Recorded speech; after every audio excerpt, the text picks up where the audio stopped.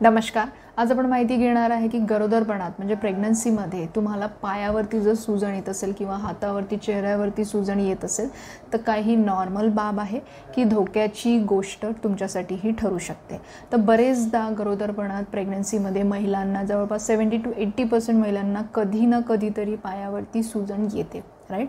तर बरेच महिला चिंतित होऊन जातात की माझ्या पायावरती सूजन यायला लागली आहे, मी काय करायला पाहिजे. तर बेसिकली प्रत्येक सूजन ही धोक्याची नसते, पण हो जर ती लगेच म्हणजे 5-6 दिवसातच खूप जास्त पायावरती सूजन येत आहे तर नक्कीच तुमच्या डॉक्टरांकडे जाऊन तुमचं BP चेक करा. कारण बरेचदा जर तुमचं BP वाढत असेल तर ही सूजन लवकर येईल आणि खूप काळ टिकेल आणि फक्त पायांवरतीच नाही तर हातावर आणि चेहऱ्यावरती पण होईल जर तुमचं BP जास्त वाढत असेल तर, राईट.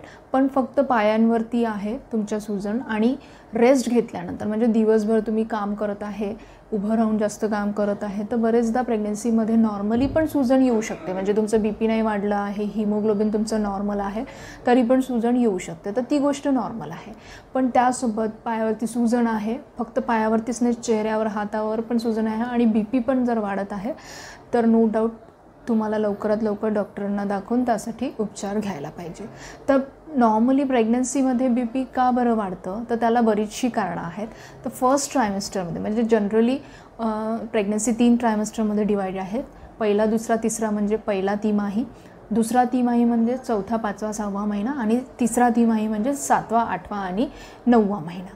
तर जनरली 7व्या महिन्यानंतर बरेच महिलांना नॉर्मली पायावरती सूजन येऊ शकतं. पण जर पहिल्याच महिन्यापासून किंवा 5व्या, 6व्या महिन्यापासून तुम्हाला जर सूजन येत असेल तर नो डाऊट BP नक्की चेक करा आणि हिमोग्लोबिन पण चेक करा. म्हणजे तुमचं रक्त जर शरीरामध्ये कमी असेल तर तरी पण तुम्हाला अंगावरती सूजन यायला सुरुवात होऊ शकते. तर ह्या 2 गोष्टी नक्की चेक करा. पण ह्या गोष्टी जर वाढलेल्या नसतील, म्हणजे BP वाढलेलं नसेल किंवा रक्त कमी नसेल आणि फक्त सूजन येत आहे आणि संध्याकाळी थोडंसं रेस्ट घेतलं किंवा रात्रभराची झोप घेतल्यानंतर दुसऱ्या दिवशी जर तुमचं BP नॉर्मली येत असेल तर काही टेन्शन घ्यायची गरज नाही आहे.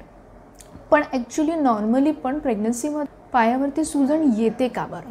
तर फर्स्ट ट्रायमेस्टरमध्ये बरेचदा हॉर्मोनल चेंजेस तुमच्या बॉडीमध्ये जसं की इस्ट्रोजन, प्रोजेस्टेरॉनमध्ये चेंजेस होतात, प्रोलॅक्टिन हॉर्मोन वाढतो, HCG हॉर्मोन वाढतो.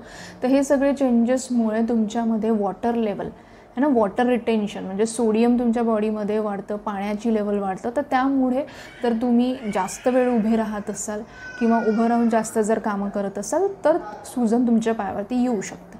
त्यानंतर बरेचदा 4थ्या, 5व्या महिन्यानंतर तुमच्या प्रेग्नन्सीमध्ये ब्लड व्हॉल्यूम वाढतं म्हणजे रक्त वाढतं 50%नी. म्हणजे नॉर्मली जेव्हा तुम्ही गरोदर नसता त्यापेक्षा 50%नी ब्लड व्हॉल्यूम तुमचा वाढतो. ते का बरं. कारण की तुमच्या गर्भपिशवीमध्ये आता गर्भ आहे, बाळ आहे, त्याला पण व्यवस्थित पोषण मिळायला पाहिजे, त्यासाठी तुमचा ब्लड व्हॉल्यूम वाढतं. तर ब्लड व्हॉल्यूम वाढला म्हणजे फ्लुइड व्हॉल्यूम पण वाढला म्हणजे द्रव पण वाढलं. तर बरेचदा या कारणांमुळे पण तुम्हाला पायावरती सूजन येऊ शकतं. तिसरं कारण म्हणजे जेव्हा तुमचं गर्भाशय हळूहळू वाढायला लागतं तर ते जेव्हा पायाकडनं ज्या रक्तवाहिन्या वर येतात तर गर्भपिशवीच्या वेटमुळे गर्भाशयाचा आकार 7व्या, 8व्या महिन्यामध्ये बऱ्यापैकी वाढलेला असतो किंवा त्याच्या आधी पण. तर ज्या काही व्हेसल्स तुम्हाला पायाकडनं वर येतात तर त्या ब्लड व्हेसल्सवरती, त्या रक्तवाहिन्यांवरती ह्या ग्रॅव्हिड युट्रसचं म्हणजे जे गर्भपिशवीमध्ये आता तुम्हाला गर्भ आहे त्याचा प्रेशर त्या व्हेन्सवरती येतं.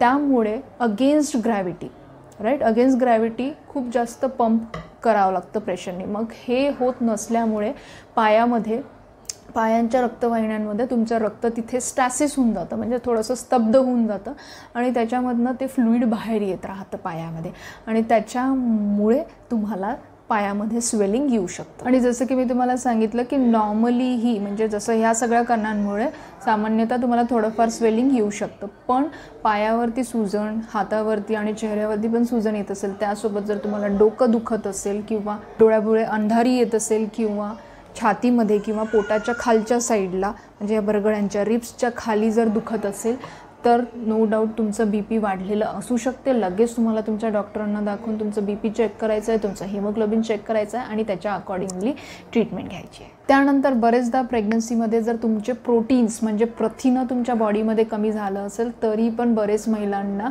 सूजन जास्त वाढू शकते किंवा नॉर्मली जेवढी बरेच महिलांना सूजन येते त्यापेक्षा जास्त असू शकते. त्यानंतर बरेचदा जर त्या महिलेला आधी जर काही किडनी प्रॉब्लेम्स असतील तर ते प्रेग्नन्सीमध्ये ॲग्रवेट होऊ शकतात किंवा हायपोथायरॉइडिझम किंवा हायपरथायरॉइडिझम म्हणजे थायरॉइड ग्रंथीचे जर काही आजार असतील तरी पण तुम्हाला अंगावरती सूजन येऊ शकते. तर नो डाऊट जर सूजन यायला सुरुवात झाली असेल तर तुमच्या डॉक्टरांना दाखवा आणि त्यांना ठरवू द्या की ही सूजन नॉर्मल आहे की ॲबनॉर्मल आहे. तर या व्हिडिओमध्ये आपण बघितलं की अंगावरती प्रेग्नन्सीमध्ये जर सूजन येत असेल तर याची काय कारणं आहे. याच्या पुढल्या व्हिडिओमध्ये आपण पाहणार आहे की याला कसं ट्रीट करता येईल किंवा याला काय उपाय करता येईल.